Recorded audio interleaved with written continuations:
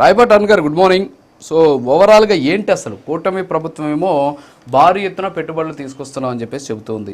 ఆ పెట్టుబడులు పెట్టేటటువంటి కంపెనీలకు ఇచ్చేటువంటి భూములను అడ్డుకునేటటువంటి కుట్ర జరుగుతోంది. దీంతో పాటు క్రెడిట్ కోసం కష్టాలు పడుతూ ఉన్నటువంటి పరిస్థితి. అసెంబ్లీలో ఏమో స్టేటస్ ఇవ్వాలని చెప్పేసి జగన్మోహన్ రెడ్డి గారు అడుగుతారు, ప్రజలు ఇవ్వకపోయినా. ఇక్కడ క్రెడిట్ చంద్రబాబు నాయుడు లేకపోతే మనం తీసుకొచ్చిన క్రెడిట్ ఇవ్వకపోయినా నాకెందుకు క్రెడిట్ ఇవ్వట్లేదు అంటే ఏంటి అసలు ఆ బాధ ఏంటి, ఆ ఆందోళన ఏంటి, ఏమై ఉండొచ్చు అంటారు? ఓవరాల్గా అసలు ఏం జరుగుతుంది రాష్ట్రంలో? ప్యానెల్లోని పెద్దలకి, మీకు వీక్షకులకి నమస్కారం సార్. కూటమి ప్రభుత్వం వచ్చి ఈ సంవత్సరన్నర కాలంలో ఇప్పటి వరకు కూడా నిరంతరం వీళ్ళు ఎన్ని రకాలైనటువంటి బ్యాడ్ ప్రోపగాండా చేస్తున్నప్పటికీ కూడా కేవలం పెట్టుబడుల వేటే లక్ష్యంగా, ఉద్యోగాలు కల్పనే లక్ష్యంగా, ప్రజలకు ఇచ్చినటువంటి హామీలు నెరవేర్చేదానికి ముందడుగు వేస్తూ ప్రతి ఆలోచన అదే విధంగా చేసుకుంటూ వెళ్తున్నారు సార్. ఇందులో కూటమిలో ఏ పార్టీ కూడా ఇందుకు తగ్గట్లేదు, ఏ నాయకులు కూడా వెనకడుగు వేయట్లేదు. 3 పార్టీల నుంచి ఉన్నటువంటి అధినాయకత్వాలు, కేంద్ర ప్రభుత్వ సహకారం కూడా అదే స్థాయిలో రాష్ట్రానికి అందిస్తూ ఉంది. ఇప్పటి వరకు 7.85 లక్షల కోట్ల పెట్టుబడులను ఆంధ్రప్రదేశ్ కి ఆహ్వానించడంలో కానివ్వండి, 5,41,700 ఉద్యోగాల కల్పనలో ముందడుగు వేయటంలో కానివ్వండి, గూగుల్ డేటా సెంటర్ లాంటి పెద్ద టర్నింగ్ పాయింట్స్ లాంటి వ్యవస్థలను రాష్ట్రంలో ఏర్పాటు చేయడానికి ఒప్పందాలు కుదుర్చుకోవడం కానివ్వండి, ఇలా ప్రతి అంశంలో కూడా నిరంతరం ముందుకు వెళ్తూనే ఉంది కూటమి ప్రభుత్వం ఉద్యోగాల కల్పనలో. ఎందుకంటే ఈ రోజు రాష్ట్రంలో ఉన్నటువంటి సమస్య పెద్ద ఎత్తున నిరుద్యోగం. ఈ నిరుద్యోగం మూలంగానే రాష్ట్రంలో ఎన్నో సమస్యలు మళ్ళా ఉత్పన్నం అవుతూ ఉన్నటువంటి సిచ్యువేషన్ మనం చూస్తూ ఉన్నాం. కాబట్టి అనుభవజ్ఞులైనటువంటి చంద్రబాబు నాయుడు గారి నాయకత్వంలో, అలాగే ఇప్పటికీ యువ నాయకత్వాన్ని ముందుకు తీసుకెళ్తూ రాష్ట్రంలో ఉన్నటువంటి ప్రజలకు ఇచ్చినట్టు హామీలు, గ్రామాన పల్లెల్లో రోడ్లు వేయడంతో పాటు కేంద్రం నుంచి నిధులు తీసుకొచ్చి సఫలీకృతం అవుతున్నటువంటి పవన్ కళ్యాణ్ గారితో పాటు అంతే స్థాయిలో రాష్ట్ర ప్రభుత్వానికి మిగతా రాష్ట్రాలతో కంపేర్ చేస్తే కొంచెం పెద్దన్న పాత్ర పోషిస్తూ ఎక్కువ స్థాయిలో సహకరిస్తున్నటువంటి బీజేపీ అధిష్టానంతో పాటు ప్రతి ఒక్కళ్ళు కూడా ఈ కార్యోన్ముఖులే ముందుకు వెళ్తూ ఉన్నారు సార్.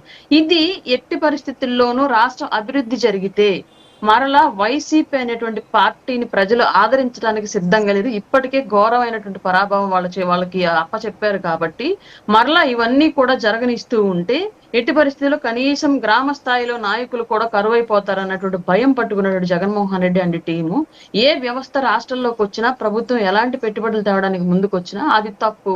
ఒకటి పర్యావరణం అంటారు, లేదంటే 2 ప్రభుత్వ భూములో ఆస్తులు, ప్రజల ఆస్తులు తాకట్టు పెట్టడం, అమ్మేసుకోవడం అంటారు, లేదంటే కూటమిలో ఉన్నటువంటి నాయకుల యొక్క బినామీలకి ఇవి కట్టబెట్టడం అంటారు. ఇలా రకరకాల ప్రోపగాండాలు చేయడం ముందు, తర్వాత మరలా ప్రజల్లో నుంచి వ్యతిరేకత వాళ్ళు ఫేస్ చేసిన తర్వాత మరలా యథావిధిగా ఇట్లా జగన్మోహన్ రెడ్డి గారు మీడియా ముందుకు వచ్చి లేదు ఇది నిజమే, డేటాకి మైండ్ యాడ్ చేస్తే అవుతుంది, ఇలా రకరకాల ఆయన కొత్త ప్రొనౌన్సియేషన్లు వెతుక్కొని వాటిని ఇక్కడ విశదీకరించి మాట్లాడి వెళ్ళడం, ప్రతిసారి ఒక మేమర్ కంటెంట్ ప్రజలకు ఇచ్చేయడం అనేది మనం చూస్తూ ఉన్నాం సార్. ఇది క్లియర్లీ వీళ్ళు ఎంచుకున్నటువంటి మార్గం ఏంటంటే కూటమి ఏం చేసినా అసలు తప్ప ఒప్ప అనేటువంటి అనాలిసిస్ తర్వాత కూటమి ఏ పని చేసినా సరే ఫస్ట్ అర్జెంట్ గా ప్రజల్లోకి అది నెగిటివ్ అని తీసుకెళ్లాలి. ముందు అది నెగిటివ్ అని ప్రజల్లోకి బలంగా మనకు ఉన్నటువంటి YouTube channels, social media handles, main media channels ద్వారా బలంగా తప్పు అని తీసుకెళ్లిన తర్వాత అప్పుడు ప్రజల్లో నుంచి ఎలాంటి ప్రతిఘటన వస్తోందో దాన్ని తీసుకొని మనం మీడియా ముందుకెళ్ళి అప్పుడు అది కాదు ఇది మా ఉద్దేశం అని చెప్పగలగాలి. ఈ లోపు జరిగేటువంటి డ్యామేజ్ ఎలాగో ప్రజల్లో జరిగిద్ది అనేటువంటి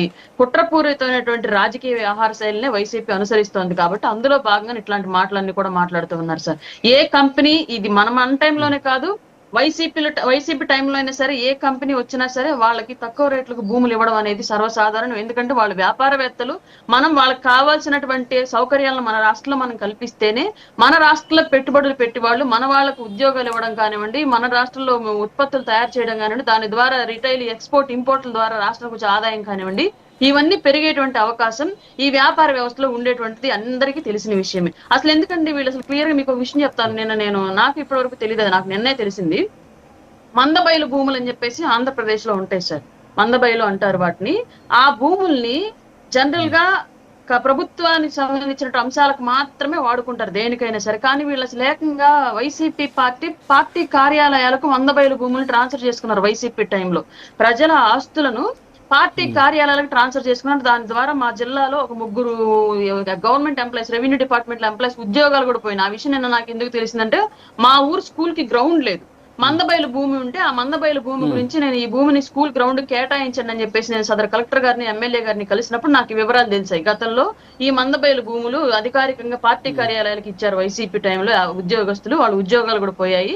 ఇది అధికారికంగా మేము ఇవ్వడం కుదరదు అని చెప్పేసి నాకు వాళ్ళు రిప్లై ఇవ్వడం జరిగింది. దాని మీద ఇప్పుడు నేను మళ్ళీ ఎడ్యుకేషన్ మినిస్టర్ గారిని కలవాల్సిన సిచ్యువేషన్ ఉంది. కాబట్టి ఇట్లాంటి దారుణమైన పరిస్థితులు గత వైసీపీ కాలంలో చేసిన వాళ్ళు ఇవాళ వ్యాపారస్తుల కోసం, ప్రజల ఆ రాష్ట్రంలో ఉన్నటువంటి నిరుద్యోగులు ఉద్యోగాల కోసం భూములు ఇస్తూ ఉంటే దీన్ని తప్పుపడుతున్నారు. పార్టీ కార్యాలయాలకు ప్రభుత్వ భూములు వాడుకోవచ్చు వైసీపీ టైంలో, ఇక్కడ మాత్రం పెద్ద ఎత్తున ఉద్యోగాల కల్పనకు వచ్చేటువంటి వ్యాపారవేత్తలకు తక్కువ రేట్లకు భూములు అమ్మడం మాత్రం తప్పుగా చూపిస్తోంది వైసీపీ పార్టీ.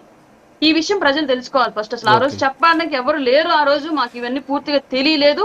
ఈ రోజు మేము చెప్పే లోపే వాళ్ళకు ఉన్నటువంటి ఛానల్స్ ద్వారా మా మీద బురద జల్లేటువంటి ప్రయోగాలు అయితే విపరీతంగా చేస్తుంది వైసీపీ.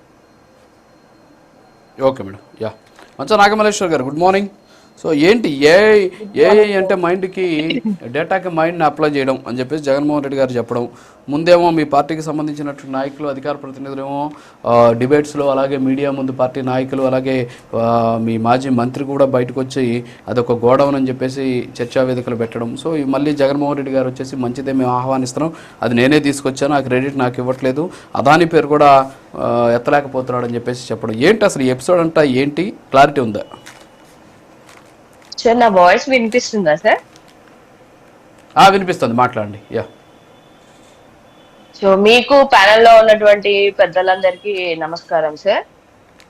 అండ్ మీరు చెప్పినట్టుగానే మేము గాని మా అధికార ప్రతినిధులు గాని ఎక్కడా గూగుల్ డేటా సెంటర్ ని మేము విభేదించింది ఎప్పుడూ లేదు. అండ్ వచ్చినటువంటి పెట్టుబడులని మేము విభేదించట్లేదు. ఆ పెట్టుబడులు మీరు ఇచ్చే తీరు ఏది 99 పైసలకి ఎకరాలు అప్పు చెప్తున్నారు చూసారు, దాన్ని మేము ఖండించాం. వచ్చే కంపెనీలని మేము విభేదించలేదు. ఏదో ఉల్ఫానో కంపెనీస్ అప్పటికప్పుడు రిజిస్ట్రేషన్లు చేసినటువంటి తీసుకొని వచ్చినటువంటి వాటిని మేము విభేదించాం. ఎందుకంటే దానికి ఒక టర్న్